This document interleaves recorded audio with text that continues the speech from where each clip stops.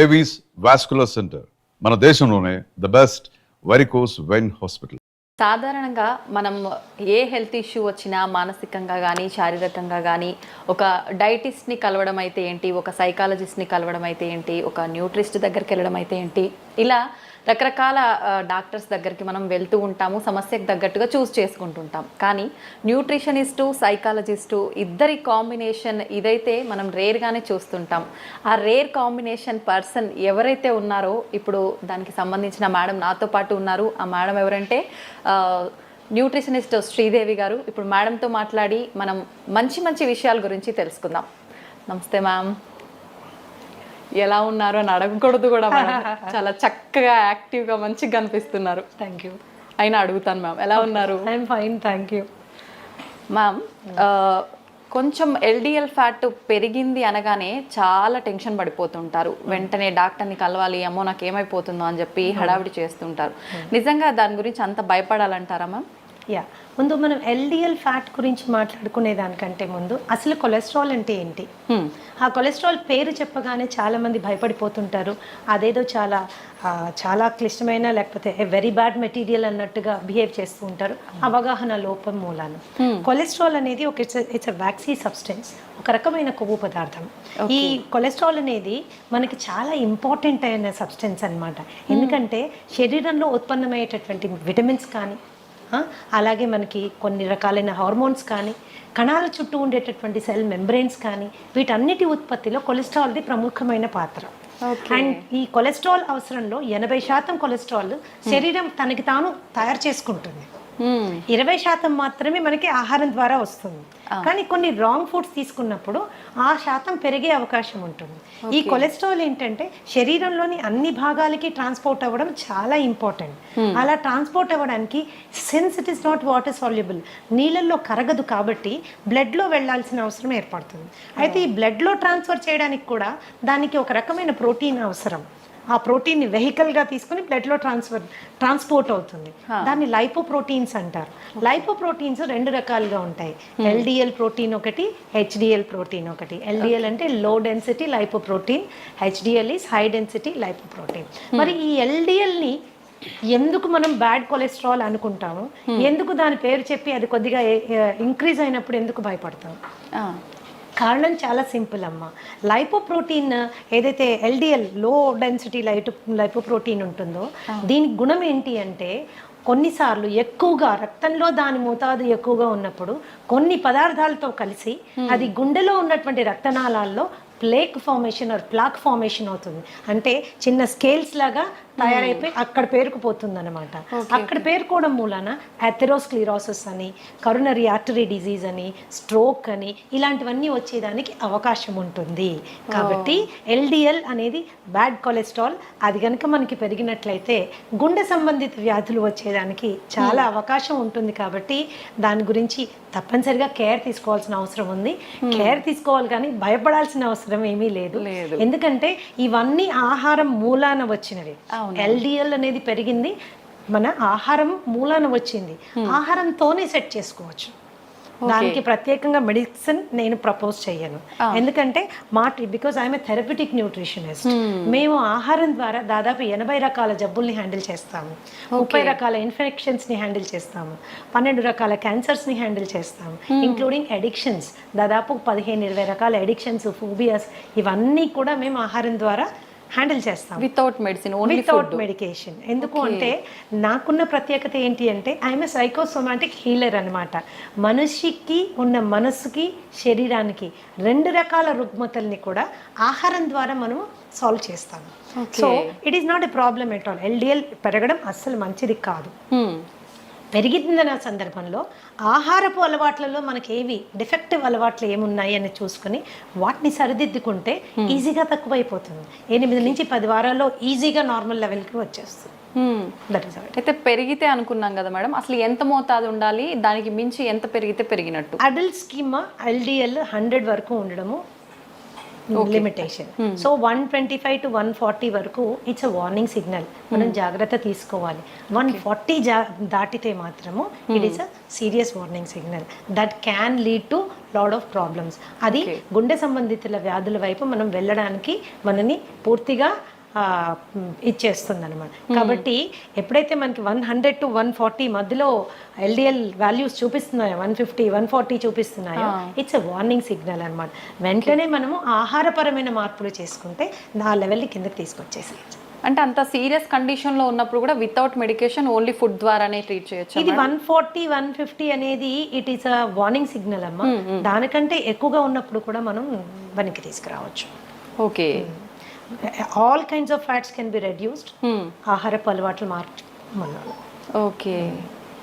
అంటే ఇప్పుడు మనం ఇంట్లో ఒక ఫుడ్ ప్రాపర్గా ఏం చేయాలి, ఏం తీసుకుంటే పెరిగింది, అట్లాంటి ఒక జనరల్గా ఫ్యాట్ పెరగడం అనగానే ఆయిల్స్ ఎక్కువగా వాడటం వల్లే ఇట్లాంటి ఒక ఆలోచన ఉంటుంది కదా మేడం. నిజంగా ఆయిల్స్ అయినా ఫుడ్ వల్ల కూడా ఎక్కువగా పెరిగింది? లైక్ దిస్ అమ్మా, మనం తీసుకునే ఆహారంలో చాలా పదార్థాలు తీసుకోకూడనివి ఉన్నాయి, కానీ మనకు అలవాటు అయిపోయింది. అది అలవాటు అయిపోయింది. ఒక్కసారి తింటే ఏమవుతుందిలే అనుకుంటాం, ఇవి ఒక్కసారే అనుకుంటాం. ఆ ఒక్కసారి కాస్త అలవాటు కింద మారిపోతుంది. ఫర్ ఎగ్జాంపుల్ ఎల్డిఎల్ కొలెస్ట్రాల్ మనం కనుక తీసుకుంటే all kinds of you know trans fats అంటాం. అంటే మార్జరీన్ ఎందులో వాడతాము?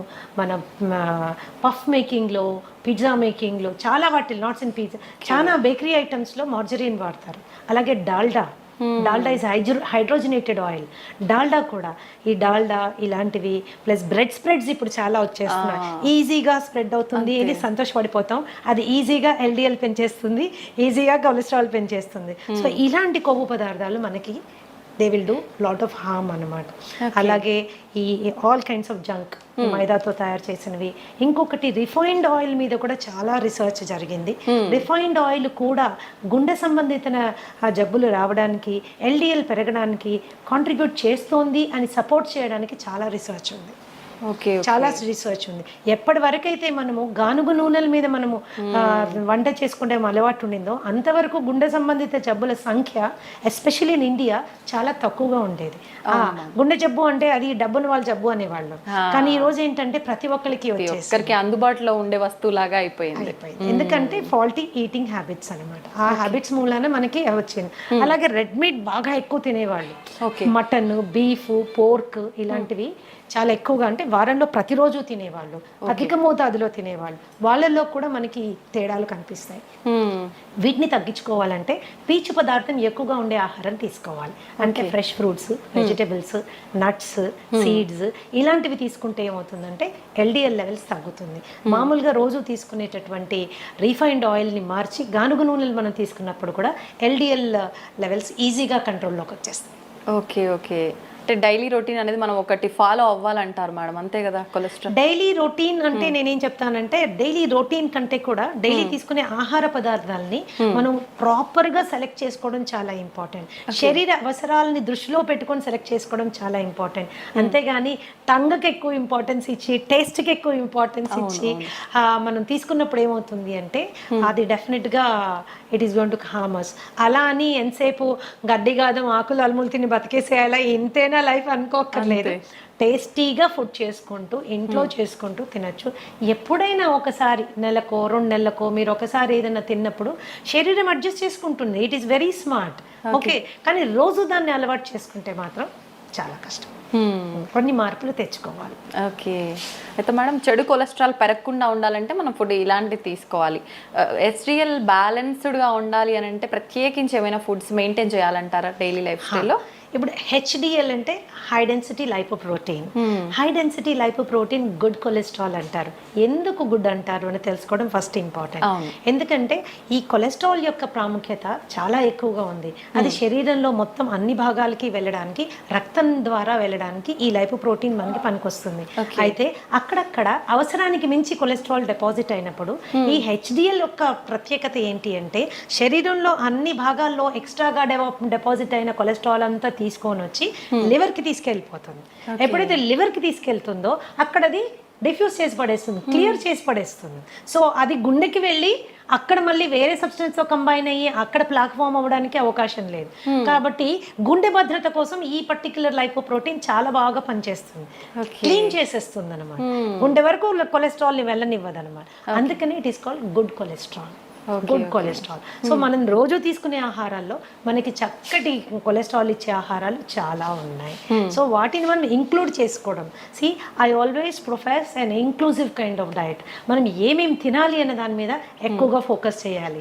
ఏమేమి తినకూడదు అనేది అది సెకండరీ అన్నమాట. ఏవేవి ఇంపార్టెంట్. అలానే హెల్త్ ఈజ్ నాట్ డిస్టేస్ట్ఫుల్ అమ్మా, హెల్త్ ఈజ్ టేస్టీ. మనం చేసుకునే పద్ధతిని బట్టి ఆధారపడి ఉంటుంది. హెచ్డిఎల్ మనం హెచ్డిఎల్ కొలెస్ట్రాల్ మనకు పెరగాలి అంటే there is the humble avocado. Avocado is one of the best sources for HDL cholesterol. Okay, అలాగే నీకు నట్స్ ఉన్నాయి, సీడ్స్ ఉన్నాయి, వాల్నట్స్ ఉన్నాయి, ఇవన్నీ కూడా మనకి చాలా. అలాగే ఆవు నెయ్యి బ్రహ్మాండంగా హెచ్డిఎల్ పెరుగుతుంది. అది కూడా నాటావు నెయ్యి. నాటావు నెయ్యి బ్రహ్మాండమైనటువంటి గుణాలు కలిగి ఉంటుంది. ధృతం అంటారు దాన్ని. మాకు ఒక్కొక్కసారి ఒక సత్సంగంలో ఉన్నప్పుడు గురువుగారు చెప్పారు, పాతకాలంలో ధృతం అంటే ఏంటి అంటే చనిపోయిన వాళ్ళలో కూడా ప్రాణప్రతిష్ఠ చేయగలిగినటువంటి అద్భుతమైన గుణం కలిగింది అని అర్థమట. మరి అది నిజమో కాదో నాకు తెలియదు, కానీ ఆయన చెప్పిన విషయం నాకు చాలా నచ్చింది. ఇంకో మాట కూడా ఏం చెప్పారంటే ఆస్తులు అమ్ముకైనా ధృతం కొనుక్కొని దాంతో తినాలన్నారు. అంటే నెయ్యికి ఉన్నటువంటి ప్రాముఖ్యత అది. కొద్ది కాలం ఏంటంటే నెయ్యి తింటే లావైపోతారు, నెయ్యి తింటే కొలెస్ట్రాల్ వస్తుంది. ఇది చాలా తప్పమ్మా. ఎస్పెషల్గా మనం ఇంట్లో ఆవు పాలు కొనుక్కొని చేసుకునే నెయ్యి అతి శ్రేష్టం. రీసెంట్గా ఒక రీసెర్చ్ నేను I would like to share with you. చపాతీలు పూరీలు మనని డయాబెటీస్ వైపు నొట్టి పడేస్తున్నాయి అన్నది అందరికీ తెలుసు. ఈవెన్ పుల్కా కావచ్చు, చపాతీ గోధుమ పిండి. అయితే అదే గోధుమ పిండి చేసిన రొట్టె మీద నెయ్యి రాసుకుని తింటే మాత్రము కొద్దిగా దాని గ్లూకోజ్ లెవెల్స్ తక్కువగా వస్తున్నాయి అన్నది లేటెస్ట్ రీసెర్చ్. అంటే నెయ్యికున్న ప్రాముఖ్యత అలాంటిది అనమాట. మనం ఇంట్లో తయారు చేసుకునే వెన్నపూస, మజ్జిగ జైలుకి వచ్చే వెన్నపూస, లేకపోతే మనం ఇంట్లో తయారు చేసుకునే నెయ్యి, ఇవన్నీ చాలా they are very good fats అనమాట. హెచ్డిఎల్ లెవెల్ పెరగడానికి చాలా చాలా బాగా పనిచేస్తాయి. సో ఇట్లా మనము కొద్దిగా అవగాహన పెంచుకుంటే అంత లైఫ్లో పెద్దగా కాంప్రమైజ్ అవ్వాల్సింది ఏమీ లేదు. అంత కాంప్రమైజ్ అవ్వాల్సింది ఏమీ లేదు. చిన్న చేంజెస్ మాత్రమే, చాయిసెస్లో చిన్న చేంజ్ చేసుకోవాలి. ఏది మనకి కావాలి, ఏది మనకి వద్దు, ఈ చిన్న చేంజెస్ చేసుకుంటే కొలెస్ట్రాల్ ఇబ్బందే కాదు అసలు. ఎంత సింపుల్ గా చెప్పేస్తున్నారు మా అందరికి అది ఒక పెద్ద భూతద్దంలో పెట్టి చూస్తున్నట్టు. అండ్ యాక్చువల్గా ఏంటంటే ఇంకొక రీసెర్చ్ ఏం చెప్తుందంటే కొద్ది మందిలో ఇన్ సమ్ పీపుల్ ఏమవుతుందంటే కొలెస్ట్రాల్ కి సంబంధించిన మందులు వాడినప్పుడు అది ఏమవుతుందంటే it is leading to increase in blood glucose levels, diabetes పెరిగేదానికి అవకాశం ఉంది అని కొన్ని రీసెర్చ్ చెప్తున్నాయి. కాబట్టి మెడిసిన్ వాడడం కంటే ముందు ఆహారపు అలవాట్లని జాగ్రత్తగా గమనించి ఒక క్వాలిఫైడ్ థెరప్యూటిక్ న్యూట్రిషనిస్ట్ దగ్గరికి వెళ్ళి ప్రాపర్గా డయాగ్నోస్టిక్ టెస్ట్లు చేసుకుని ఏది ఎక్కువ ఉంది, ఏది తక్కువ ఉంది, ఏది ఎలా తగ్గించుకోవాలి అని అవగాహన పెంచుకుని జస్ట్ 8 నుంచి 10 వారాల్లో మీ లిపిడ్ ప్రొఫైల్ని మీరు క్లీన్ చేసేసుకోవచ్చు. ఓకే, ఒక్కటే సలహా ఏంటి అంటే కేవలం ఏదో యూట్యూబ్లో వీడియో చూసో లేకపోతే ఫేస్బుక్లో పోస్ట్ చూసో స్వంత వైద్యం చేసుకుంటే మాత్రము it is going to be little difficult. ఏదైనా సైంటిఫిక్ గా హ్యాండిల్ చేయాలి. మ్యామ్, నెయ్యి విషయానికి వస్తే మీరు ఇందాక నెయ్యి గురించి చెప్పారు కాబట్టి చాలా మంది నెయ్యి ఫుడ్ తో కాకుండా డైరెక్ట్ స్పూన్ తో తింటూ ఉంటారు. అట్లా తీసుకోవడం మంచిదే అంటే తాగుతూ ఉంటారు.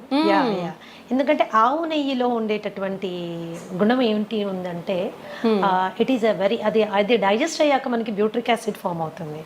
అందరికీ తెలుసుకోవాల్సిన విషయం ఏంటంటే మన మొత్తం మాయల పకీరు ప్రాణం చిలకలో ఉన్నట్టు మనిషి యొక్క ఆరోగ్య రహస్యం అంటే మానసిక ఆరోగ్యం కానీ శారీరక ఆరోగ్యం కానీ మన పొట్టలో పేగుల్లో ఉందన్నమాట. ఈ పేగుల్ని గట్ అంటారు. ఈ గట్లో 4300 రకాలైనటువంటి సూక్ష్మ క్రిములు ఉన్నాయి. దీంట్లో మంచివి ఉన్నాయి, చెడ్డవి ఉన్నాయి. మంచివి ఎప్పుడు కూడా అధిక సంఖ్యలో ఉండడం మన ఆరోగ్యానికి చిహ్నం అన్నమాట. మంచివి పెంచడానికి అవసరమైనటువంటి తైలం నెయ్యి. సో నెయ్యి మీరు కూరల్లో వేసుకొని చేసుకోవచ్చు, అన్నంలో మొదటి ముద్దలో వేసుకొని తినచ్చు, గోరువెచ్చని నీళ్ళల్లో కలుపుకొని తాగొచ్చు, ఏదన్నా చేయొచ్చు. ఈ అన్ని రూపాల్లో మీరు తీసుకునే నెయ్యి మీ గట్ హెల్త్కి చాలా ఉపయోగపడుతుంది. ఆ నెయ్యి మరి ఎలాంటి నెయ్యి తీసుకోవాలి, that is an important question. Okay, ఆ నాటావు నెయ్యి అతి శ్రేష్టం, దాన్నే A2 ఘీ అంటారు. ఓకే, సో మనం ఇంట్లో చేసుకుని చాలామంది A2 పాలు కొనుక్కుంటున్నారు, ఆవు పాలు కొనుక్కుంటున్నారు. మీరు తోడు పెట్టి మీరు తీసి మిగడ్లోంచి తీసే వెన్న నెయ్యి యూ కెన్ యూజ్ ఇట్. అది చాలా శ్రేష్టం అన్నమాట. ఓకే మ్యామ్, కొలెస్ట్రాల్ విషయానికి వస్తే లివర్కి కొలెస్ట్రాల్ వచ్చింది అని చెప్పి చాలామంది టెన్షన్ పడుతూ ఉంటారు కదా, దానికి ఎటువంటి ఆహార పదార్థాలు తీసుకుంటే? లివర్ కి కొలెస్ట్రాల్ కాదమ్మా, it is actually called fatty liver. Fatty liver. Fatty liver రెండు రకాలుగా ఉంటుంది, alcoholic fatty liver and non alcoholic fatty liver. Okay. ఇప్పుడు నాలాంటి దాని దగ్గరికి ఎవరైనా ఫ్యాటీ లివర్ ఆల్కహాలిక్ వచ్చారనుకోండి, actually as a therapist I'm happy. ఎందుకంటే కొట్టి ఆల్కహాల్ బంద్ చేయించేస్తే ఫ్యాటీ లివర్ చాలా వరకు కంట్రోల్లో వచ్చేస్తుంది అనమాట. అది కేవలము ఆల్కహాల్ ప్రేరితంగా అక్కడ ఫ్యాట్ డిపాజిట్ అవుతుంది అనమాట. But non alcoholic fatty liver disease is very dangerous. ఇది రాముడు బుద్ధిమంతుడు అంటాడు కదా, స్మోక్ చేయడు, బయటకు వెళ్ళి ఏమి తినడు, ఇష్టం వచ్చినట్టు బిహేవ్ చేయడు, అలాంటి వాళ్ళకి వచ్చేటటువంటి ఫ్యాటీ లివర్ కండిషన్ ని non alcoholic fatty liver condition అంటారు. దానికి మనము చాలా ఆహారపరమైన జాగ్రత్తలు తీసుకోవాలి. మరి ముఖ్యంగా కార్బోహైడ్రేట్ విపరీతంగా తినడం తగ్గించేసుకోవాలి. అలాగే ట్రాన్స్ ఫ్యాట్స్ మనం తీసుకోవడం తగ్గించుకోవాలి. అలాగే ఎల్డిఎల్ లెవెల్ కంట్రోల్లో ఉండేటట్టుగా మనం చూసుకోవాలి. ఈ ఫ్యాటీ లివర్ వచ్చిన వాళ్ళలో చాలా మందికి fatty liver is some times considered as a predisposing character for diabetes. అంటే షుగర్ రావడానికి ముందు చాలా మందికి ఫ్యాటీ లివర్ వచ్చేస్తుంది. దాన్ని చాలా తేలికగా తీసుకుంటారు. ఏం లేదండి, కాస్త ఎక్సర్సైజ్ చేయండి, కాస్త ఇలా ఉండండి, కాస్త అలా ఉండండి అని. That is not the way. You have to take it serious. ఎందుకంటే ఈ ఫ్యాటీ లివర్ స్టేజ్ 1 నుంచి స్టేజ్ 2, స్టేజ్ 2 నుంచి స్టేజ్ 3, అక్కడి నుంచి ఫైబ్రోసిస్, సిరోసిస్, క్యాన్సర్ వరకు వెళ్ళే అవకాశం ఉంటుంది. కాబట్టి దాన్ని ఈజీ తీసుకోవడానికి వీల్లేదు. So basic foods for example కీరా జ్యూస్ బ్రహ్మాండంగా పనిచేస్తుంది ఫ్యాట్లో లివర్ తీసేయడానికి. నిమ్మరసము, ఓకే, ద హంబుల్ నిమ్మరసం, కాస్టే లేదు దాన్ని. So health is actually very economic, inexpensive అనమాట. చిన్న అవగాహన మనం తెలుసుకుంటే we will able to do it అన్నమాట. అండ్ ఫ్యాటీ లివర్ ఉంది అని మనకి ఎప్పుడు డౌట్ వస్తుందంటే, కొద్దిగా కుడివైపు బొజ్జ అంటే చేతులు కాళ్ళు సన్నగానే ఉన్నాయి, పొట్ట మాత్రమే ముందుకు వస్తుంది. ఎస్పెషల్లీ కుడివైపు మనం చేయి వేసుకుని అంటే కొద్దిగా గట్టిగా కూడా తగులుతోంది అంటే వెంటనే వెళ్ళి ఒకసారి ఫ్యాటీ లివర్ చెక్ చేసుకోవడం చాలా చాలా ఇంపార్టెంట్. డయాబెటీస్ వచ్చింది అనుకుంటే కూడా డయాబెటీస్ డిటెక్ట్ అయిన తర్వాత కంపల్సరీ ఫ్యాటీ లివర్ వెళ్ళి చెక్ చేసుకోవడం చాలా ఇంపార్టెంట్. ఏ స్టేజ్లో ఉంది, దట్ ఈస్ ఇంపార్టెంట్. దాన్ని కూడా తగ్గించుకుంటూ వెళ్ళాలి మనం, దట్ ఈస్ ఇంపార్టెంట్. ఇది కూడా మోతాదు ఏమైనా ఉంటుందా మ్యామ్, పర్సంటేజ్ ఫ్యాటీ లివర్? అట్లా కాదంటే మీరు అల్ట్రాసౌండ్ అబ్డామెన్ కి వెళ్ళినప్పుడు వాళ్ళు చెక్ చేసి మీకు గ్రేడ్ చెప్పేస్తారు. ఓకే, ఆ రిపోర్ట్ బట్టి మనకి స్టేజ్ 1 లో ఉన్నారా, స్టేజ్ 2 లో ఉన్నారా, స్టేజ్ 3 లో ఉన్నారా తెలిసిపోతుంది. Okay okay ma'am, dairy products విషయానికి వస్తే ఏవి తీసుకోవాలి, ఏవి తీసుకోకూడదు? నిజంగా కొంతమంది చెప్తుంటారు డైరీ ప్రొడక్ట్స్ స్కిప్ చేయడమే మంచిది, ఇప్పుడు అన్నిట్లో హార్మోన్కి సంబంధించిన ఇంజెక్షన్లు ఇలాంటివన్నీ వస్తున్నాయి కాబట్టి అని. నిజంగా ఏవి తీసుకుంటే బాగుంటుంది మ్యామ్? నేను గతంలో కూడా చాలాసార్లు చెప్పానమ్మా. చాలా మంది వాదనకి కూడా దిగుతారు. మన తాతలు, తండ్రులు, ముత్తాతలు అందరూ పాలు తాగారు, ఇప్పుడు మీరెందుకు చెప్తున్నారు పాలు తాగకూడదని? పాలు డెఫినెట్ గా ఇట్స్ ఏ హోల్సమ్ ఫుడ్. మరి పిల్లలకి ప్రోటీన్ ఎలా వస్తుంది, పిల్లలకి మనకి కాల్షియం ఎలా వస్తుంది, ఇవి రెండు మనకు కావాలంటే పాలు తాగాలి కదా. మన చిన్నప్పటి నుంచి తాగాం కదా, ఇప్పుడు మీరు కొత్తగా ఇలాంటి వింత విషయాలు చెప్తున్నారు ఏంటి అని. సో తప్పులు మీరు చెప్పింది కూడా కరెక్టే. ఎప్పుడో మన తాతల తండ్రులంతా పాలు తాగారు, కానీ అప్పుడు ఆవులు వేరు, అప్పుడు పాలు వేరు. ఇప్పుడు ఆవులు వేరు, ఇప్పుడు పాలు వేరు. ఓకే, సో ఇప్పుడు చాలా సందర్భాల్లో మనం ప్యాకెట్ పాలు తెచ్చుకుంటే అవి అసలు పాలో కాదో మనకు తెలియదు. పాలల్లో నీళ్లు కలిపారనుకోండి, that is a healthy thing. అంటే ఓన్లీ నీళ్లు ఉన్నాయని సంతోషపడచ్చు మనం, కానీ నీళ్లు కాకుండా ఇంకెన్నెన్నో కలిపేస్తే అవి విషమై మనని ఎన్నో విధాలుగా మనని ఇబ్బంది పెడుతున్నాయి. మిల్క్ మీరు తీసుకున్నట్లయితే దాని ప్రోటీన్ కంటెంట్ కానీ, దాని కాల్షియం కంటెంట్ కానీ, నాన్ మిల్క్ సోర్సెస్ చాలా ఉన్నాయి. మీ మునగాకు తీసుకోండి, ఓకే, ఫర్ ఎగ్జాంపుల్ టేక్ మునగాకు. నువ్వులు తీసుకోండి, దానిలో ఉన్న కాల్షియం కానీ, దానిలో ఉన్న ప్రోటీన్ కానీ. మునగాకు పచ్చిదానికంటే కూడా ఎండు పౌడర్ ఏదైతే ఉంటుందో, మునగాకు పౌడర్ ఏదైతే ఉంటుందో బ్రహ్మాండంగా కాల్షియం లెవెల్స్ అనమాట. ఓకే, ఎన్నో రెట్లు పాల కంటే ఎక్కువగా ఉంటుందని. ఒక స్పూన్ రోజు తీసుకుంటే సరిపోతుంది. ఎలా తీసుకోవచ్చు మేడం? కాంబినేషన్ మజ్జిగలో కలిపి తీసుకోవచ్చు, నీళ్ళలో కలిపి తీసుకోవచ్చు. దాన్ని పొడి కింద తయారు చేసుకుని కాస్త వెల్లుల్లిపాయలు, జీలకర్ర, ఎండుమిరపకాయలు వేసి దాన్ని పొడి కింద చేసుకొని అంత నెయ్యి వేసుకొని మొదట ముద్ద గట్టిగా కలుపుకొని తినచ్చు. టేస్టీ ఉంటుంది, హెల్త్కి హెల్త్ వస్తుంది. ఓకే. అయితే ఈ మిల్క్ ఇప్పుడు ఏం చేస్తుంది, మిల్క్ లో ఒక ప్రోటీన్ ఉంటుంది కేసిన్ అని. ఈ కేసిన్ చాలా మందికి ఎలర్జిక్ కండిషన్స్ ప్రొడ్యూస్ చేస్తుంది. చాలా మందికి కడుపులో అది డైజెస్ట్ అవ్వక గ్యాస్ కానీ లేకపోతే ఇండైజెషన్ కానీ అలాగే బెల్చింగ్ అండ్ బ్లోటింగ్ అంటారు, పొట్ట ఉబ్బినట్టు అవ్వడం కానీ ట్రైన్ పుల్ రావడం కానీ ఇవన్నీ జరుగుతాయి. ఎందుకు కేసిన్ వాళ్ళకి డైజెస్ట్ అవ్వదు కాబట్టి, కేసిన్ డైజెస్ట్ అవ్వదు కాబట్టి. సో అలాంటి సందర్భాల్లో పాల అవసరం ఏంటి అసలు? అవును. ఒక స్టేజ్ దాటింది టాడ్లర్ అంటాం, అంటే కాలు మీద నడవడానికి అలవాటు పడిన బిడ్డకి పాలు సంపూర్ణ ఆహారం కాదు. Okay okay. అది అసంపూర్ణమైనటువంటి ఆహారం. పాలు ఎడిక్టివ్ ఇన్ నేచర్. మీరు బాగా తాగుతుంటే అది తాగాలనిపిస్తుంది, తాగకపోతే ఏదో వెలితిగా కూడా అనిపిస్తుంది. దానికంటే ఆరోగ్యకరమైన ఫుడ్ మనకు ఉన్నప్పుడు, దానికంటే మనకి బలవర్ధకమైన ఆహారం మనకి అవైలబుల్గా ఉన్నప్పుడు మనం దానికి ఆప్ట్ చేసుకోవచ్చు కదా. ఈ రోజు ఆవుల్లో పాలు పెరగడం కోసము విపరీతంగా ఇంజెక్షన్స్ వేస్తున్నారు, విపరీతంగా యాంటీబయాటిక్ యూజ్ జరుగుతూ ఉంది. Grass fed cow and grain fried cow అని 2 రకాల కౌస్ మనం చూసుకుంటే, పచ్చిగడ్డి తిని ఆ పచ్చిగడ్డి పెంచడానికి కూడా ఏమాత్రం ఎరువులు వాడకుండా, పెస్టిసైడ్స్ వాడకుండా ఆర్గానిక్గా పెంచిన పాలు ఉంటాయి కదా, అవి అతి శ్రేష్టం. చాలా అరుదుగా లభిస్తున్నాయి, చాలా అరుదుగా. పచ్చిగడ్డే దొరకడం లేదు. గ్రెయిన్ ఫెడ్ మీరు తీసుకున్నారనుకోండి, వాటికి గ్రెయిన్స్ పెడతారు, ఎన్నెన్నో రకాలైన గ్రెయిన్స్ పెడతారు. ఎస్పెషల్లీ ఈ మధ్య కాలంలో అయితే కార్న్ పెట్టేస్తున్నారు, స్వీట్ కార్న్ పెడుతున్నారు. సో ఇవి ఏంటి అంటే పాల క్వాంటిటీ పెంచడానికి. చాలా మంది ఆ ఆవులకి పెట్టే దీంట్లో నూనెలు కలుపుతారు, ఎందుకంటే పాలల్లో వాళ్ళకి ఆయిల్ శాతము, ఫ్యాట్ శాతం ఎక్కువ రావాలని. మరి ఇలాంటి పాలు మనం తాగినప్పుడు అది మనకి it is going to harm us. అయితే ఇంట్లో మనం ఒక పాల ప్యాకెట్ తెప్పించుకున్నప్పుడు అది ఆవు పాల, గేదె పాల, ఆవులో గ్రాస్ తినిన ఆవా లేకపోతే గ్రెయిన్ తినిన ఆవా, యాంటీబయాటిక్ వేసుకుందా వేసుకోలేదా మనకి ఎలా తెలుస్తుంది? ఇవన్నీ కలిపారో లేదో మనకి ఎలా తెలుస్తుంది? తెలియదు. పైగా పాలు ఎప్పుడైతే ప్యాకెట్లో వస్తాయో, ప్లాస్టిక్ ప్యాకెట్లో వస్తాయో, ఆ ప్లాస్టిక్ కూడా మనకి ప్రమాదం. ఇంకోటి కొంతమందికి ఏంటంటే ఎస్పెషల్లీ ఉద్యోగస్తులు 4-5 ప్యాకెట్లు కొనుక్కుని డీప్ ఫ్రీజర్లో పెడతారు, అవి గడ్డగట్టిపోతాయి. వాటిని మీరు ఎప్పుడైతే డీప్ ఫ్రీజ్ చేస్తారో, థాయింగ్ ప్రాసెస్ జరిగేటప్పుడు ప్లాస్టిక్ కూడా మెల్ట్ అయ్యి అందులోకి వస్తుంది. ఒకప్పుడు మేము చిన్నపిల్లలుగా ఉండేటప్పుడు గ్లాస్ బాటిల్లో వచ్చేది, that was safest milk. Seal అయ్యి గ్లాస్ బాల్ వచ్చేది. బాటిల్స్ తీసుకోగానే మేము చిన్నపిల్లలప్పుడు నాకు బాగా గుర్తుంది, ఆ మూత తీసి పైన ఉన్న వెన్నంతా వేలుతో తీసుకు తినేవాళ్ళం. ఇప్పుడు అలాంటి కండిషనే లేదు, అలాంటి కండిషనే లేదు. సో పాలుని వాడకం ఎంత తగ్గిస్తే అంత మంచిది. అయితే పెరుగు దగ్గరికి వచ్చినా, మజ్జిగ దగ్గరికి వచ్చినా ఏ రెస్ట్రిక్షన్ లేదు. It is better than milk అన్నమాట. మీరు పెరుగుగా తిన్నా పర్వాలేదు, మజ్జిగగా తిన్నా పర్వాలేదు. కొద్దిగా పుల్లబడిన మజ్జిగ ఇంకా బెటర్. పుల్లబడిన మజ్జిగ చాలా బెటర్. అందుకని మిల్క్ని అవాయిడ్ చేయడం బెటర్. ఎందుకంటే మనకు వచ్చే ప్యాకెట్ గురించి మనం ఆలోచిస్తాం, కానీ అందులో వచ్చిన పాలు మనకి దాకా రావడానికి ఎన్ని పద్ధతులు అవలంబించారో మనకు అవగాహన లేదు. Today it is a very common thing to give oxytocin injection for cows. Oxytocin injection దేనికి ఇస్తారు వింటే మీరు బిత్తరపోతారు. పాల పొదుగులోంచి పాలు పిండేటప్పుడు ఈజీగా పాలు బయటికి రావడం కోసము ఆ ఇంజెక్షన్ ఇస్తారు. మనకు కూడా ఆక్సిటాసిన్ ఇంజెక్షన్స్ ఇస్తుంటారు. మంచి ఎప్పుడు యూస్ చేస్తారో తెలుసా మీకు? డెలివరీలో బిడ్డ ఈజీగా బయటికి రావడానికి కోసం యూస్ చేసేటటువంటి ఇంజెక్షన్ ఆక్సిటాసిన్ అన్నమాట. కండరాలు లూజ్ అయ్యి బిడ్డ ఈజీగా బయటికి రావడానికి. యానిమల్స్ కి కూడా ఆక్సిటాసిన్ ఇంజెక్షన్ దానికోసమే ఇస్తారనమాట.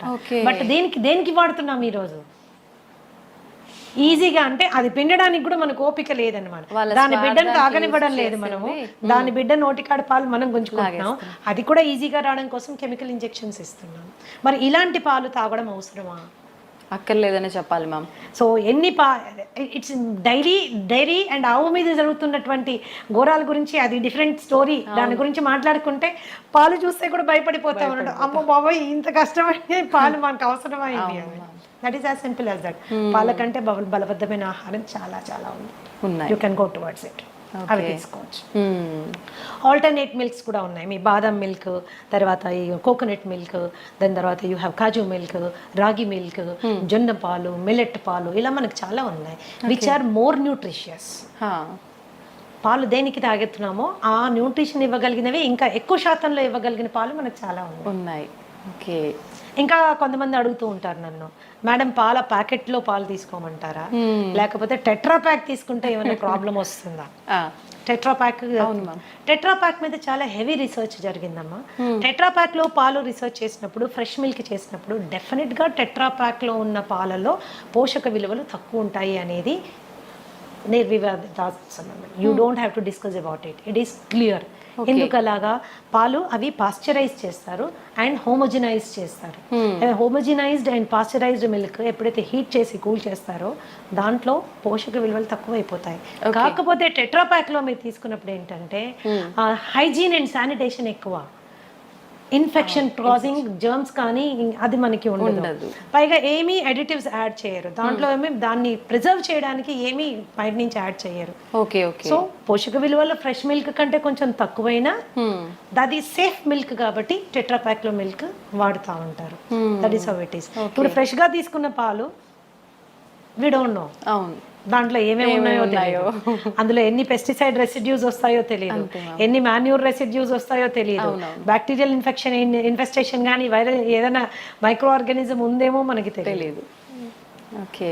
రెండు తెల్లగానే ఉంటాయి అంతే. మనం పాల రూపంలో తీసుకునే వాళ్ళకైతే ఆల్టర్నేట్ ఆప్షన్స్ చాలా ఉన్నాయి మీరు చెప్పారు. కొంతమంది తెల్లారితే కానీ టీ లేనిది వాళ్ళకి తెల్లారదనే వాళ్ళు చాలా మంది ఉంటారు. అలాంటి వాళ్ళ పరిస్థితి ఏంటి మ్యామ్? టీ కాఫీ అనేవి దేనికి తాగుతాం? నా పద్ధతి ఏంటంటే దేనికైనా ఏ పద్ధతికైనా ఎందుకు అని ముందు తెలుసుకుంటే అది మనకు అవసరమా లేదు అని నిర్ణయం తీసుకోవచ్చు. రైట్. ఓకే.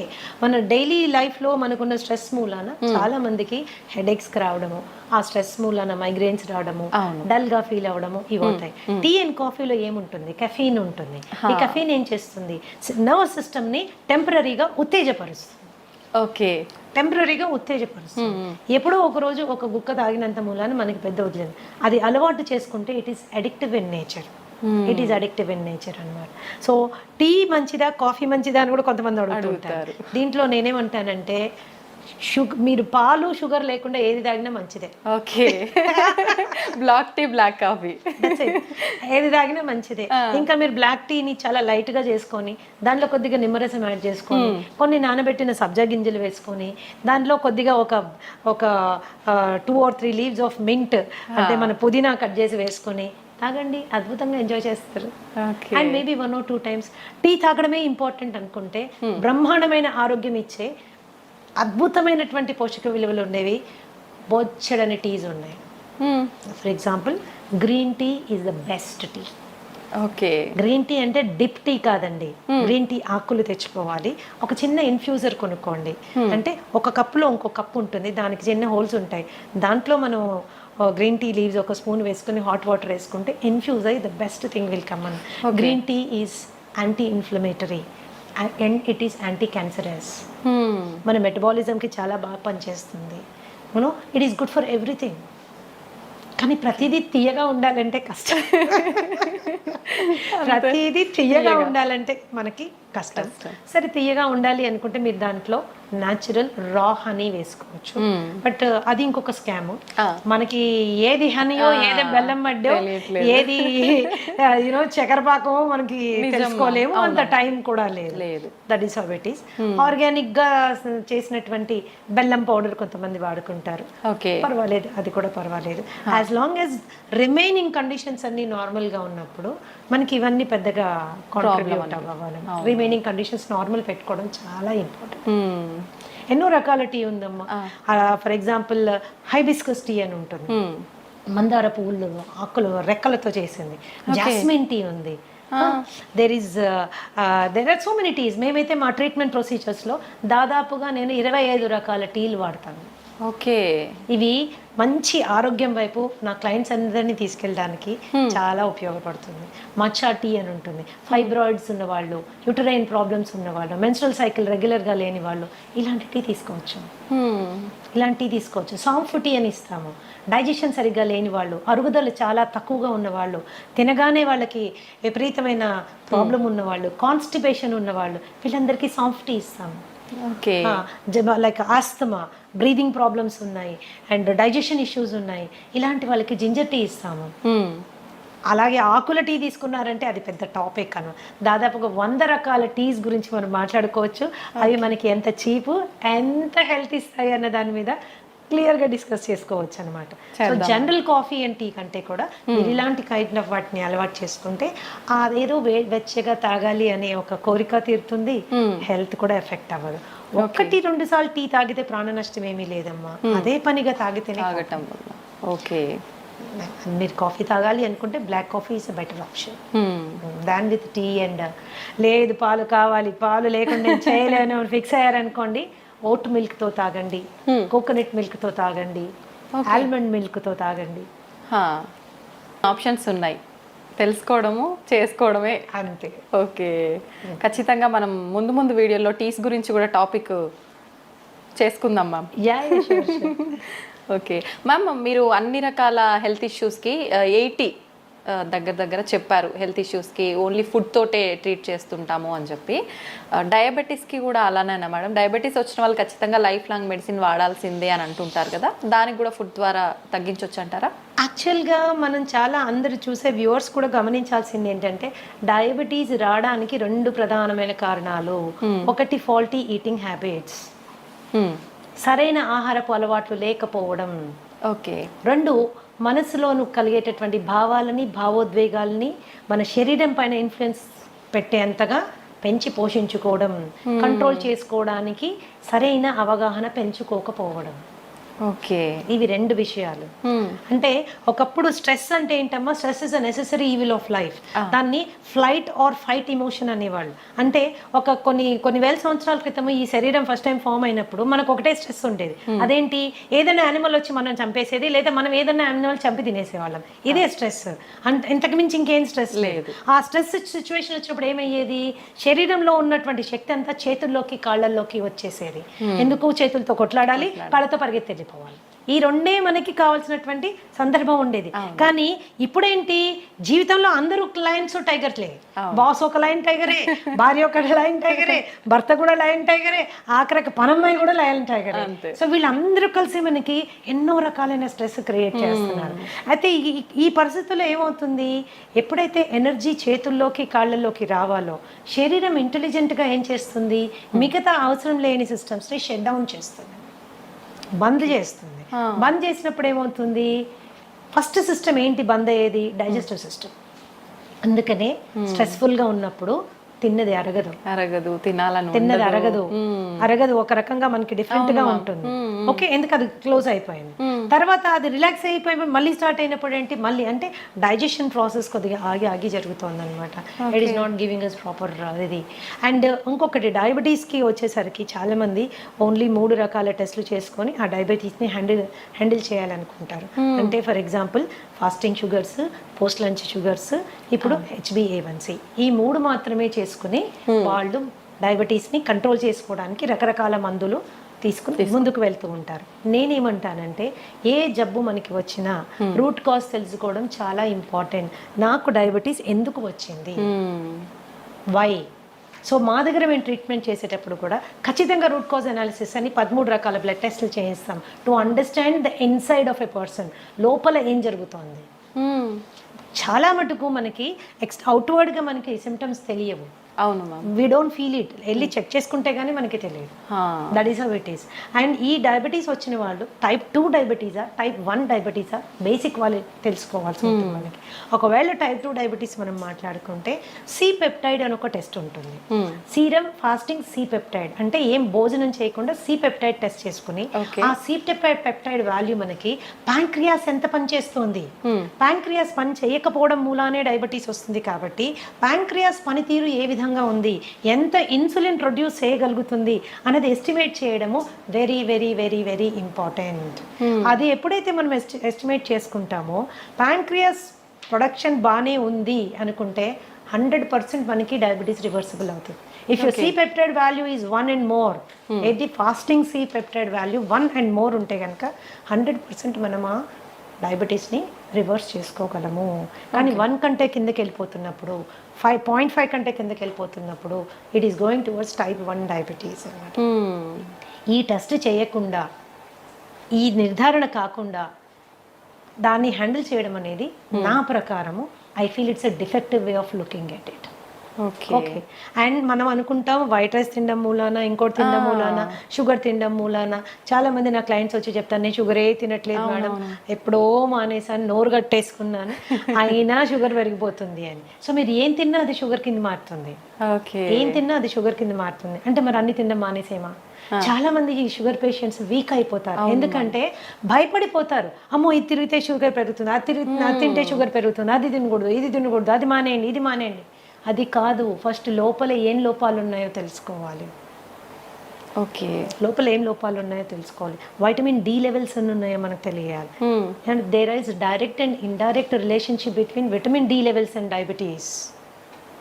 అది మనం ఖచ్చితంగా తెలుసుకోవాలి. B12 ఎంత ఉంది, దానికి దీనికి కనెక్షన్ ఏంటి?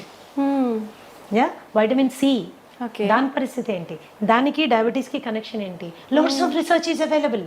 ఎంతసేపటికి మనము షుగర్ లెవెల్ తగ్గించడం మీదనే ఫోకస్ చేయడం బదులుగా శరీరానికి కావాల్సిన శక్తిని, దానికి కావాల్సిన విటమిన్స్ని, దానికి కావాల్సిన మినరల్స్ని, దానికి కావాల్సిన ప్రతి పోరాడే వెపన్ని మనం ఇచ్చాము అనుకోమ్మా, అది డయాబెటీస్ని తన్ని బయటికి తరిమేస్తుంది. ఇట్స్ వెరీ సింపుల్ అన్నమాట. కాబట్టి it is a life style disorder. అది లైఫ్ స్టైల్ అంటేనే మనం పద్ధతులు సరైన నిద్ర లేదు, సరైన ఆహారం లేదు, తీసుకునే ఆహారం టైం ప్రకారం తీసుకోము, అవును, అండ్ విపరీతమైన స్ట్రెస్. ఈ స్ట్రెస్ని మేనేజ్ చేసుకునే దానికి కూడా మనము ఎటువంటి జాగ్రత్త తీసుకోము.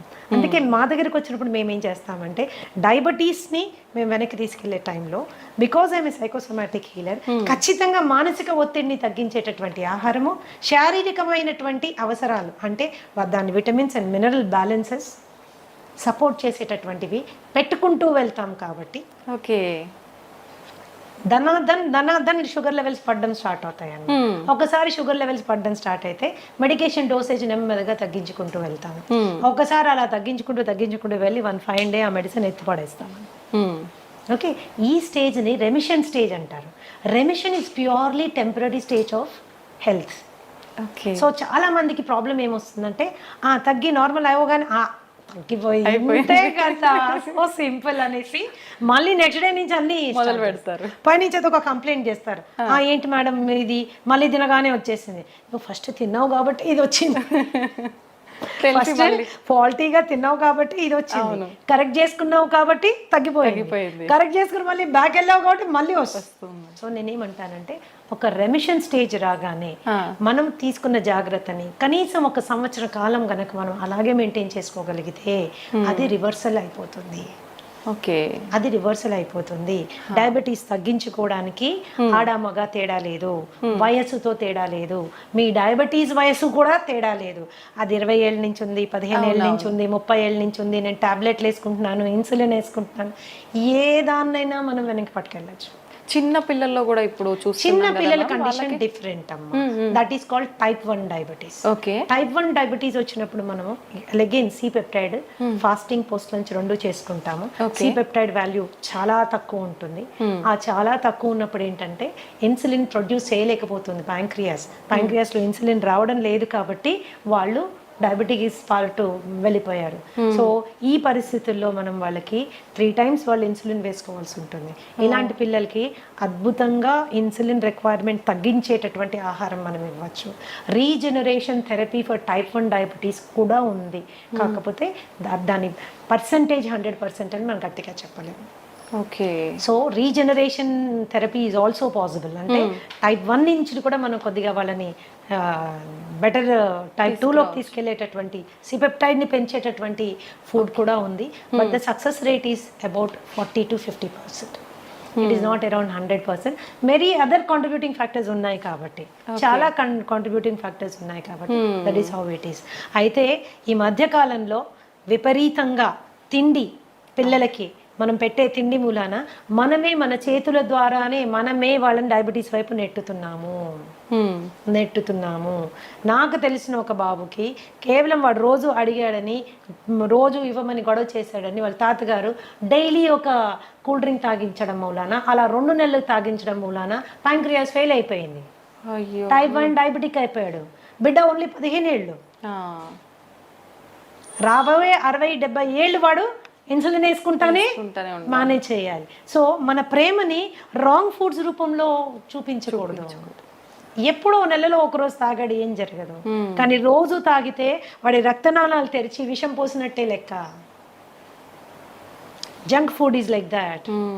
అండ్ రీసెంట్గా మా దగ్గర వచ్చిన ఒక బాబు, హీస్ 21 years old, అండ్ ఇంట్లో ఎవరికి డయాబెటీస్ లేదు, ఇంట్లోంచే బాక్స్ తీసుకెళ్తాడు, తల్లిదండ్రులు అన్నీ చేసి జాగ్రత్త చూసుకుంటాడు, అయినా రావడమే 500 షుగర్ వచ్చేసింది.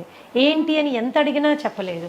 లేదు నేను ఏమి తిన్ను అని. తర్వాత ప్రత్యేకంగా పిలిచి అడిగితే రోజు ఒక షవర్మా తింటాడు.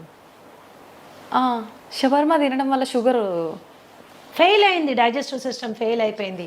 మయనీస్ లోపల ఉంటుంది, దాంట్లో పిచ్చి రిఫైన్డ్ ఆయిల్ వాడతారు. అందులో రోడ్ సైడ్ వాడే రిఫైన్డ్ ఆయిల్, అది ఎక్కడి నుంచి తెచ్చి వాడతారో, ఎన్నిసార్లు వాడిన నూనెతో చేస్తారో మనకి తెలియదు. అండ్ ఆ షవర్మా అండ్ ఇంకొకటి ఫ్రాంకీ చెప్పాడు నాకు, 2 చెప్పాడు. ఫ్రాంకీ మైదా రొట్టెలో మళ్ళీ కాల్చిన మాంసం అన్ని పెడతారు దాంట్లో. సో టేస్ట్ చాలా బాగుంటుంది, నేను కాదన్నాను. కానీ దాన్ని రోజు తినడం మూలాన దట్ ఈస్ అ కేస్. ఈ రోజు మేము ఎంతో స్ట్రగుల్ అవుతున్నాం. ఆ కేసుని టైప్ 1 అయిపోయాడు, ప్యాంక్రియాస్ ఫెయిల్ అయిపోయింది. That is how it is. So ఈ చిన్నవి ఫ్యాన్సీస్ మనం వాటిని సాటిస్ఫై చేయడము ఇంపార్టెంట్ అని ఎప్పుడు అనుకోకూడదు. ఫుడ్ విషయంలో ఇట్స్ రియల్లీ వెరీ ఇంపార్టెంట్. బయట మరి ఎందుకు బ్యాన్ చేయాలి? వన్ ఆఫ్ ద స్టూడెంట్, ఒక చిన్న బాబు, ఎందుకు బ్యాన్ చేయరు కూల్ డ్రింక్ అని నన్ను అడిగాడు అనమాట. ఈ కూల్ డ్రింక్ మూల నాకు డయాబెటీస్ వచ్చింది కదా, దీన్ని ఎందుకు గవర్నమెంట్ బ్యాన్ చేయరు అంటే అది మన ఏరియా ఆఫ్ వర్క్ కాదు. ఏదైనా కూడా ఆహారం అనేది మితంగా తీసుకుంటే ఔషధంలా పనిచేస్తుంది, అమితంగా తీసుకుంటే విషమై మన ప్రాణాన్ని కబళిస్తుంది. Decision is in our hands. ఒకళ్ళు చెప్తే వచ్చేది కాదు, ఆ నిర్ణయం మనం తీసుకోవాలి. మన బిడ్డలు కూడా అటువంటి చక్కటి విచక్షణ జ్ఞానంతో ముందుకెళ్ళాలంటే ఆ అవగాహన మనం కల్పించాలి. That is very important. అవును మ్యామ్, నిజంగా. మ్యామ్, మన గట్ ఫ్రీగా ఉండేటట్టుగా చూసుకుంటే మనకు చాలా రకాల ఆరోగ్య సమస్యలు రాకుండా ఉంటాయని చెప్తూ ఉంటారు. నిజంగా గట్ ఫ్రీగా ఉండాలంటే ఎటువంటి ఆహార పదార్థాలు తీసుకోవాలి? Gut is a very big subject అమ్మా. I will tell you, it's a very big subject. గట్లో మనకు ఉండేటటువంటి 4300 రకాలైన సూక్ష్మ క్రిములు ఎప్పుడు కూడా మంచివి చెడ్డవి ఒక బ్యాలెన్స్లో ఉండాలి. ఆ బ్యాలెన్స్ అవుట్ అయితే గట్ డిస్బయోసిస్ అంటారు. ఓకే, అండ్ ఈ గట్కి బ్రెయిన్కి ఉన్న యాక్సెస్ డిస్టర్బ్ అవుతుంది. Brain is the coordinator for the entire body and gut controls the brain. Brain మన శరీరాన్ని ఆపరేషన్స్ని కంట్రోల్ చేస్తే మన గట్ మన బ్రెయిన్ని కంట్రోల్ చేస్తుంది. Okay, that is very very important. అప్పుడు మనం దాన్ని ఎంత హెల్తీగా ఉంచాలి? సో మనం తినే ఆహారము చెడు బ్యాక్టీరియాని చంపే విధంగా ఉండాలి, మంచి క్రిముల్ని పెంచే విధంగా ఉండాలి. సో దాని ఆహారం యొక్క ప్రధాన లక్షణం ఏంటంటే మంచి బ్యాక్టీరియాని పెంచుతూ చెడు బ్యాక్టీరియాని చంపుతూ ఉన్నటువంటి ఆహారం తీసుకుంటే సహజంగా అది చాలా తేలికగా అరిగిపోతుంది, తిన్నది కంప్లీట్గా డైజెస్ట్ అవుతుంది, అండ్ టైంకి రెపరెప ఆకలేస్తుంది, పడుకుంటే నిద్ర వస్తుంది, పొద్దున్నుంచి రాత్రి ఒక చక్కటి మూడ్లో ఉంటాము, మంచి ఎనర్జీతో ఉంటాము. This is because our gut is happy. So all the మనం తీసుకునే ఫుడ్స్ ఏవేవైతే చెడు బ్యాక్టీరియల్ గ్రోత్కి ప్రమోట్ చేస్తాయో అవి చాలా హ్యావక్ క్రియేట్ చేస్తాయి మన పొట్టలో. సో బ్లోటింగ్, బెల్చింగ్, ఇండైజెషన్, తర్వాత కాన్స్టిపేషన్ మూలాన పైల్స్, హెమరాయిడ్స్, లేకపోతే వెరీ హార్డ్ స్టూల్ రావడము, ఇవన్నీ ఏం చేస్తాయంటే మనకి డైజెషన్ అంటే తినాలంటే భయపడే వాళ్ళు చాలా మంది ఉంటారు. పైగా హెల్త్ కరెక్ట్ అంటే హైజీన్ కరెక్ట్గా ఫాలో కాకపోతే హెచ్ పైలోరీ లాంటి బ్యాక్టీరియల్ ఇన్ఫెక్షన్స్ వస్తే జీవితాంతం మనం ఆ మందులు వేసుకుంటూ ఉంటారు. మేమైతే డయట్ ద్వారా హెచ్ పైలోరీ కానీ, ఐబిఎస్ కానీ, ఐబిడి కానీ చాలా సమర్థవంతంగా హ్యాండిల్ చేసే బ్రహ్మాండమైన ఫుడ్స్ ఉన్నాయమ్మా. అది ఎవరు బయట కొనుక్కోక్కర్లేదు. మీ ఫుడ్ మీరు ఇంట్లో చక్కగా చేసుకోవచ్చు, శుభ్రంగా తినచ్చు, సంతోషంగా ఉండొచ్చు. This is how it is. కేవలం మందుల ద్వారా ఎంత సక్సెస్ మీరు వస్తుందో దానికి డబుల్ సక్సెస్ ఆహారం ద్వారా వస్తుందమ్మా. డబుల్ సక్సెస్ ఆహారం ద్వారా వస్తుంది. సో గట్ని ఇప్పుడు కూడా ఆరోగ్యంగా ఉంచుకోవాలి. చక్కటి పీచు పదార్థాలు ఉండేటటువంటి వెజిటబుల్స్ అండ్ ఫ్రూట్స్ మనం తీసుకోవాలి. చాలా మందికి ఏంటి అంటే వెజిటేరియన్స్ అయిపోండి, మీట్ మానేయండి అని చెప్తారు. చికెన్ మటన్ తినబాకండి, పొట్టంతా గడబడైపోతుంది, వేస్ట్ అని. నేనేం చెప్తానంటే ఆహారపు అలవాట్లు మనసుకి బాగా నచ్చిన ఫుడ్ని టక్కని మానేస్తే ఆత్మారాముడు బాధపడతాడు. ఎక్కడో ఫీల్ అవుతాం మనం, ఏంటి లైఫ్, ఏమి తినలేము, నాకు నచ్చిన చికెన్ తినలేకపోతున్నాను, నాకు నచ్చింది అది తినలేకపోతున్నాను, ఏంటి ఇట్లా, అసలు లైఫ్ బేసిక్ ఫుడ్స్ అవి. అప్పుడు ఏంటంటే they are upset about it. When they are upset nothing can be set. When you're upset nothing can be set అని, అంతా డిస్టర్బ్డ్ గానే ఉంటుంది. సో చికెన్ మటన్ లాంటివి తినేటప్పుడు కూడా దాని కాంబినేషన్స్ మంచి ఫైబర్ ఫుడ్ తో కాంబినేషన్ చేసుకుని మీరు తిన్నప్పుడు ఎటువంటి ఇబ్బంది రాదు, ఈజీగా డైజెస్ట్ అవుతుందని. So easy digestion is very important. Easy digestion అంటే ఓన్లీ పెరగన్నం కాదండి, you can eat everything in life. So మంచి వెజిటబుల్స్, ఎగ్స్, పెరుగు, తర్వాత you can have all these things అనమాట. అండ్ పీచు పదార్థం అనగానే అన్నీ ఏవో పిల్లలకి గ్రీన్ ఆకులు చూడగానే చిరాకు వస్తుంది, ఇప్పుడు ఈ గడ్డి తినాలా అని. సో అలా కాదు. So you can go for everything, all kinds of కాంబినేషన్స్లో మనం వెళ్ళొచ్చు. అలాగే మనకి రాజ్మా ఆర్ మన కాబూలీ చనా, బొబ్బర్లు, ఇలాంటివన్నీ మనకి చాలా మంచి ప్రోటీన్ ప్లస్ మంచి ఫైబర్తో వస్తుంది. అది తిన్నప్పుడు ఏంటంటే మనకి గట్ సెట్ అవుతుంది. దెర్ ఈస్ ఎ వే అండి, 8 to 12 weeksలో సెట్ చేసేస్తాం గట్ విత్ ఫుడ్ ఓన్లీ. అది ఎంత సీరియస్ ఇష్యూ అయినా. కాబట్టి నేనేం చెప్తున్నానంటే చక్కటి ఆహారాన్ని ఎన్నుకోండి. హోమ్ మేడ్ ఫుడ్కి 90% ఇంపార్టెన్స్ ఇవ్వండి. పార్టీలు ఇంట్లో హోస్ట్ చేయండి. మనం కావాల్సిన డ్రింక్స్ కానీ ఏదైనా కూల్ డ్రింక్స్ అట్లాంటివి కూడా ఇంట్లో చాలా చేసుకోవచ్చు. డెజర్ట్స్ అంటారా, బ్రహ్మాండమైన స్వీట్లు హెల్దీగా చేసుకోవచ్చు. ఓకే, బ్రహ్మాండంగా. జీవితంలో ఏది వదులుకోవాల్సిన అవసరం లేదు, enjoyment in a right way చేసుకుంటే నీ గట్ని నువ్వు gut is the starting point for all diseases. దాదాపుగా 200 రకాలైనటువంటి జబ్బులు ఇక్కడి నుంచి స్టార్ట్ అవుతాయి. సో దీన్ని జాగ్రత్త పెట్టుకోవడం మనకి చాలా ఇంపార్టెంట్. ఏం ఫుడ్స్ ఉన్నాయి, ఎలా తినాలి, that is how it is. ఎప్పుడన్నా ఒక రోజు అంటే మేడం మమ్మల్ని హోటల్కే వెళ్ళొద్దంటారా, నేను ఒక్కసారి కూడా బిర్యానీ తినద్దా, ఇంకా నేను ఎందుకు అందులో హైదరాబాద్లో ఉండి నన్ను బిర్యానీ తినద్దంటారా అంటే, ఓఎస్ తినండి తప్పకుండా, ఎందుకు మానేస్తారు, అలా మానేయమని చెప్పట్లేదు. కానీ దానికి మీ పొట్టని మిమ్మల్ని ప్రిపేర్ చేసుకోండి. Go to A place where biryani is done with ghee and not with Dalda. ఇంట్లో మీ ఆవిడకి బిర్యానీ చేయడం నేర్పించండి, కానీ ఇంట్లో చేస్తే మనకు నచ్చదు కదా. సో మీరు అలా తిన్నప్పుడు ముందు రోజు వెనక రోజు కూడా there are certain things you have to follow so that you can balance your. ఇందాక చెప్పాను, ఇప్పుడు చెప్తాను, మళ్ళీ కూడా చెప్తానమ్మా, ఎప్పుడో 2-3 నెలలకు ఒకసారి చేసింది మనకి అది బాడీ ఎఫెక్ట్ అవ్వదు. కానీ డైలీ అదే పనిగా యంగ్స్టర్స్, నాకు తెలుసు చాలా మంది ఐటీ ఎంప్లాయీస్ వస్తారు నా దగ్గరికి, ఏంటమ్మా ఎవరు వంట చేస్తారంటే స్విగ్గీ పేరు, జొమాటో పేరు చెప్తాను. So everyday it is and online food. And కాబట్టి ఏమవుతుందంటే అది కన్వీనియన్సే కానీ కంఫర్ట్ కాదు, హెల్త్ అంతకంటే కాదు. Very definitely expensive. కాబట్టి కొద్దిగా వంట చేసుకోవడం అనేది ఇప్పుడు అవుట్ ఆఫ్ ఫ్యాషన్ అయిపోయింది మా, ఆ ఫ్యాషన్ మళ్ళీ మనం క్రియేట్ చేయాలి. దట్ ఈస్ రియల్లీ ఇంపార్టెంట్ అన్నమాట. ఎందుకంటే వంట అనేది కేవలం హెల్త్ ఒక్కటే ఇవ్వదు, మనుషుల మధ్యలో అనుబంధాలు, బంధాలు, ప్రేమలు అన్ని పెరుగుతాయి. ఈ రోజు కూడా నీకు మీ అమ్మ చేసే ఆ పలానా వంట అని ఎందుకు గుర్తుంటుంది అంటే ఇంగ్రీడియంట్స్ అన్ని సేమే, ఆమె ప్రేమ అందులో ఉంటుంది. అంత ప్రేమగా చేసి నీకు నోట్లో పెడుతుంది, నువ్వు వెళ్ళినప్పుడు నీకు అది కావాలని అడుగుతుంది. అవన్నీ బంధాలు పెంచుతాయి. స్విగ్గీ జొమాటోలో తెప్పించి పెడితే it won't create a feeling, it won't create a relationship. లేని రోగాలు తీసుకొచ్చిస్తున్నట్టే ఇంకా ప్రేమ కంటే ఇంగ్రీడియంట్స్ మనకు తెలియదు. టేస్టీగా ఉండొచ్చు, నేను అసలు కాదన్నా, డెఫినెట్ గా టేస్టీగా ఉండొచ్చు, బట్ ఇంగ్రీడియంట్ మీద మనకి కంట్రోల్ లేదు. So that is how it is. Ma'am, food ఎలా చేస్తున్నాము, ఏం తింటున్నాము, ఇది ఒక ఎత్తు అయితే ఏ టైంకి తింటున్నాం అనేది కూడా ఇంకొకటి, దాని గురించి చెప్పండి మ్యామ్. ఒకటి మా, ఏ టైంకి తింటున్నామో, ఎన్నిసార్లు తింటున్నామో, these are 2 very important things everybody should understand. So research ఈరోజు there is loads of research ఏం చెప్తుంది అంటే snacking is the worst habit. పొద్దున్న బ్రేక్ఫాస్ట్ తిన్నాము, మధ్యాహ్నం లంచ్ తిన్నాము, రాత్రికి డిన్నర్ తిన్నాము, ఇది ఎప్పుడు మనకి ట్రబుల్ క్రియేట్ చేయదు. ఓకే. పొద్దున బ్రేక్ఫాస్ట్ తిన్నాము, మధ్యలో టీ అండ్ స్నాక్స్ తిన్నాము, మధ్యాహ్నం మళ్ళీ లంచ్ తిన్నాము, 4 గంటలకు సమోసా తిన్నాము, 5 గంటలకు కాఫీ తాగాము, 6 గంటలకు టీ తాగాము, 7 గంటలకు 7:30కి వెళ్ళి మళ్ళీ డిన్నర్ తిన్నాము, రాత్రి 12ంటికి పడుకునేటప్పుడు స్విగ్గీలో ఏదో ఒకటి తెప్పించుకుని తిన్నాము. This is going to cost trouble. This leads to obesity. Okay. Extra calories మూలన వెయిట్ పుట్ ఆన్ అవ్వడం స్టార్ట్ అవుతుంది. వెయిట్ ఒకసారి పుట్ ఆన్ అయ్యారంటే ఒబేసిటీ అనేది ఏంటంటే ప్రపంచంలో అన్ని కండిషన్స్ కంటే అతి దారుణమైన పరిస్థితి. కొన్ని millions of people are dying because of obesity, అధిక బరువు మూలాన. Okay, so this is very important. ఏ రోజైనా ఇప్పుడు మీరు ఆ మధ్యలో తినే స్నాక్స్ని కట్ చేయండి, న్యాచురల్గా స్లిమ్గా అవ్వడం స్టార్ట్ అవుతారు, ఫేస్ కాంతివంతంగా అవుతుంది. Snacks will do a lot of. ఒకవేళ స్నాక్ తినవలసిన అవసరం వస్తే హెల్తీ ఆప్షన్ చెక్ చేసుకోండి, హెల్తీ ఆప్షన్ తీసుకోండి.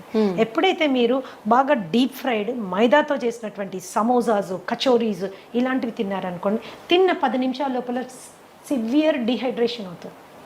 ఓకే. దాహం వేస్తుంది.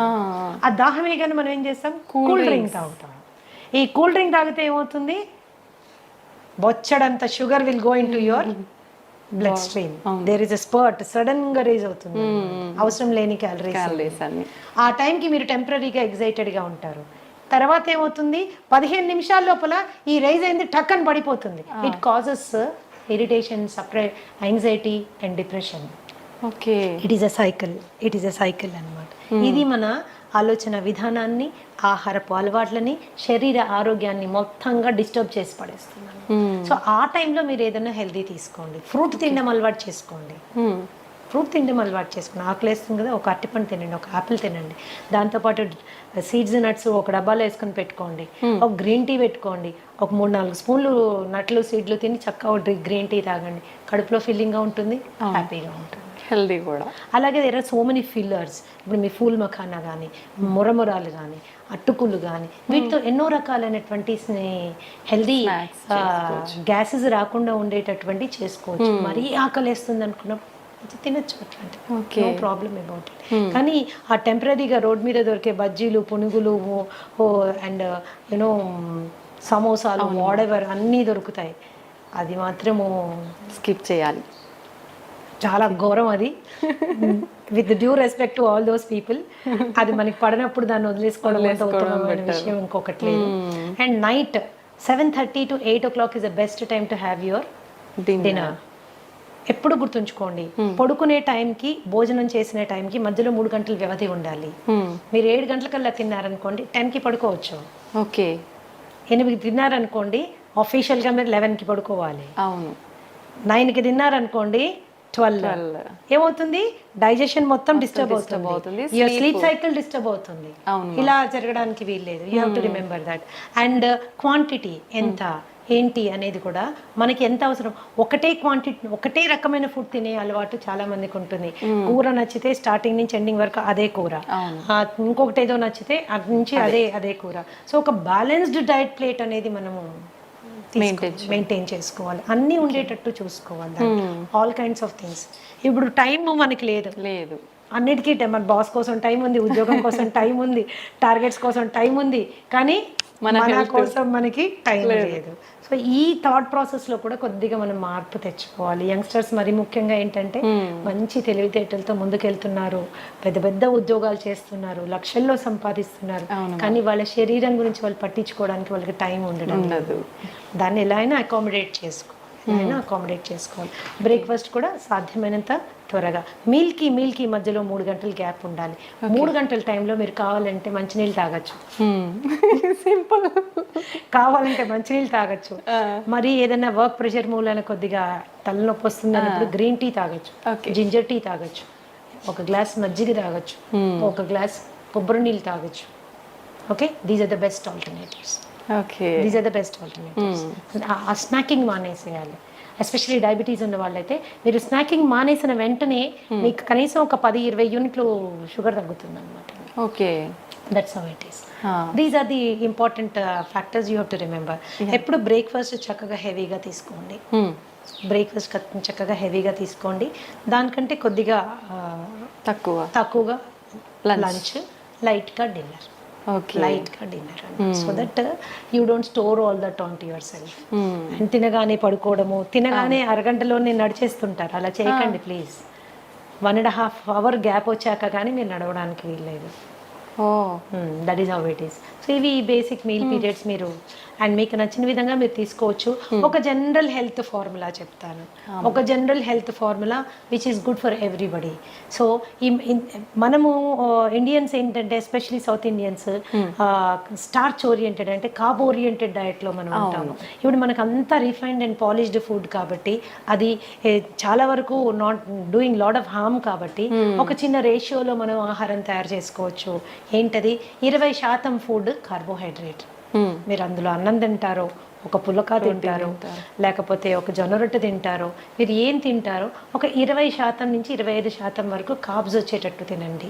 అలాగే 30 నుంచి 35% వరకు please go for protein. Okay, గుడ్లు, పన్నీరు, తోఫు, చికెన్, తర్వాత మటన్ కూడా తీసుకోవచ్చు. మనం అంటే ఎవ్రీడే కాదు, జనరల్గా చెప్తున్నాను, అన్నీ ఇలా మీరు తీసుకోవచ్చు. అండ్ అట్లీస్ట్ 40% ఎనర్జీ కొవ్వులోంచి వచ్చేటట్టుగా మీరు డైట్ని మోడిఫై చేసుకుంటే, నెయ్యిలోంచి, కోకోనట్ ఆయిల్లోంచి, అవకాడోస్లోంచి, ఎస్ మనం తీసుకునే నట్స్ అండ్ సీడ్స్లోంచి మనకి ఎనర్జీ వచ్చేటట్టు పెట్టుకుంటే ఏమవుతుంది? It will balance your metabolism అనమాట. And especially lifestyle disorders like you know BP కానీ, షుగర్ కానీ, ఇలాంటివి, థైరాయిడ్ కానీ, ఇలాంటివి రాకుండా మనము సేఫ్ గార్డ్ చేసుకోవచ్చు. ఎప్పుడు కూడా 0 కార్బోహైడ్రేట్ డైట్ ఎవరు తినకూడదు. ఓకే, ఎందుకంటే నర్వస్ సిస్టమ్కి కావాల్సిన ఎనర్జీ అంతా కార్బోహైడ్రేట్. ఓకే, నర్వస్ సిస్టమ్ కావాల్సినంత ఎనర్జీ కార్బోహైడ్రేట్. మీరు అసలు కార్బోహైడ్రేటే లేదనుకోండి, దెబ్బతింటుంది. That's going to cause lot of harm అన్నమాట. 0 కార్బోహైడ్రేట్ డైట్ ఎప్పుడు తీసుకోవద్దు. చాలా మంది చేసేస్తుంటారు, డైట్ అనగానే అన్ని మానేస్తారు, ఉట్టి వెజిటబుల్స్ మాత్రమే. అందులో కూడా కొద్దిగా కార్బోహైడ్రేట్ ఉంటుంది, కానీ మనకు కావాల్సింది సరిపోదు అది. ఓకే ఓకే, మేము క్యాన్సర్ పేషెంట్స్కి కూడా 10-15% కార్బోహైడ్రేట్ పెడతాం నేను. ఓకే, బికాస్ నర్వస్ సిస్టమ్ మనము మేనేజ్ చేయాలి, బ్లాక్అవుట్ అయిపోతాం లేకపోతే. ఓకే, ప్రోటీన్ కూడా విపరీతం ప్రోటీన్ తీసుకోకండి. 1/2 కిలో చికెను, 1/2 కిలో మటను, లేకపోతే ఒక డజన్ గుడ్లు, కొన్ని డైట్స్ నేను విన్నాను. ఇవేమవుతుందంటే మనకుండే కిడ్నీ ఎంత ఇంత, దాని మీద ఎంత లోడ్ వేసింది కిడ్నీ. ప్రోటీన్ ఫిల్ట్రేషన్ ఎక్కడ జరుగుతుంది? కిడ్నీలో జరుగుతుంది. లోడ్ వేయబాకండి. పీస్ఫుల్గా మీ డయట్లో 30 to 35% మీరు ప్రోటీన్ పెట్టుకోండి. మిగతా అదంతా ఎనర్జీ ఫ్యాట్లో వచ్చేటట్టు పెట్టుకోండి. కనీసం 40 నిమిషాలు ఏదన్నా మీరు జీవితాంతం చేయగలిగిన ఎక్సర్సైజ్ చేయండి. Any exercise which you can do always, అలాంటి ఎక్సర్సైజ్ చేయండి. సాధ్యమైనంత వరకు ప్రశాంతంగా ఉండే ప్రయత్నం చేయండి. That's how it is. It is a simple formula for health అని. ఓకే, నిజంగా చాలా సంతోషం మ్యామ్. ప్రతి ఒక్కరికి కూడా మనము ఫుడ్ చేంజ్ చేసుకొని ఒక బ్యాలెన్స్ డైట్ మెయింటైన్ చేస్తే హెల్తీగా ఉంటాము అనే ఐడియా ఉంటుంది. బట్ అసలు ఏం తీసుకోవాలి, ఎలా తీసుకోవాలి, ఎంత మోతాదులో తీసుకోవాలి, ఇది ఒక పెద్ద సమస్య మ్యామ్. నిజంగా మీరు ఎంత క్లియర్గా అంటే ఎంత మాకు వద్దు అనుకునే వాళ్ళు కూడా కూర్చొని విని బ్యాలెన్స్ అది ఫాలో అయ్యే విధంగా చెప్తారు మ్యామ్. చేసుకోవాలి. That is how it is. Thank you ma'am, thank you very much. Thank you so నమస్తే much. మ్యామ్.